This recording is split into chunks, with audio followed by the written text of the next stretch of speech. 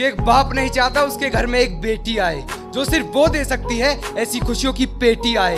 वो नहीं चाहता उसके घर में भी एक परी हो जो नन्ही सी मुस्कान लिए उसके सामने खड़ी हो। वजह ये नहीं है वो उसे पढ़ाएगा कैसे, वजह ये भी नहीं है उसकी शादी कराएगा कैसे, वजह कुछ और है।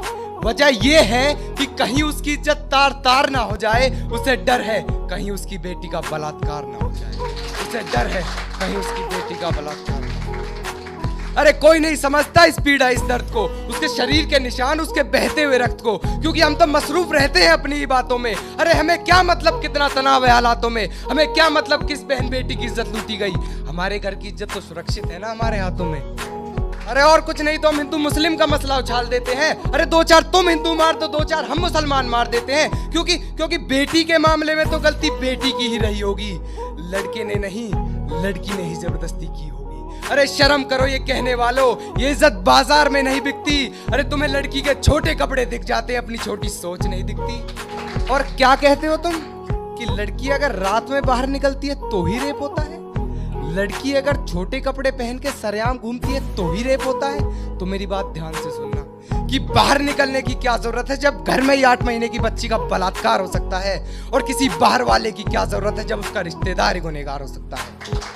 अरे उसकी चीखों से पूरे घर में हलचल थी, जब उसे देखा गया वो पूरे खून में लथपथ थी। अरे मैं पूछना चाहता हूँ 8 महीने की बच्ची होती कितनी है, उसकी तो ढंग से आंख भी नहीं खुली होगी, कहीं ठंड न लग जाए मेरी बेटी को, उसकी तो उंगलियां भी नहीं धुली होंगी, उसकी तो उंगलियां भी नहीं धुली। पर आंख खुलने से पहले ही तुमने उसे सुला दिया। जिस देवी को दूध से नहलाना था उसे खून से नहला दिया। और उसे देख तो उसकी आत्मा भी डर गई थी। उस दिन सिर्फ एक बेटी नहीं पूरी इंसानियत मर गई थी। उस दिन सिर्फ एक बेटी नहीं पूरी इंसानियत मर गई थी। पर ना जाने ये तुम्हारी सोच किस फिराक में बैठी है, शायद तुम भूल जाते हो कि एक जवान बेटी तुम्हारे घर में भी बैठी है। अरे तुम्हारी इसी भूल की वजह से मेरे बहन के शरीर में सरिया डाल दिया जाता है, चलती बस में से फिर उसे फेंक दिया जाता है, उसे रोड पर नंगा देख उसकी वीडियो बना ली जाती है, फेसबुक व्हाट्सएप पे फिर उसकी इज्जत उछाली जाती है। पर साहब वो तन से ही तो नंगी थी, मन तो उसका जिंदा था, एक चुन्नी तक नहीं उड़ाई गई। उस दिन मर्द शब्द अपने आप में शर्मिंदा था। उसके कातिल भी जेल से यूं ही निकल जाते हैं, वहां से निकल फिर वो एक बस में चढ़ जाते हैं ताकि फिर कोई बहन उनकी बस में सवार हो सके, ताकि फिर कोई दामनी उनकी हवस का शिकार हो सके। फिर हम नारे लगा देते हैं बेटी को कमजोर बताने के।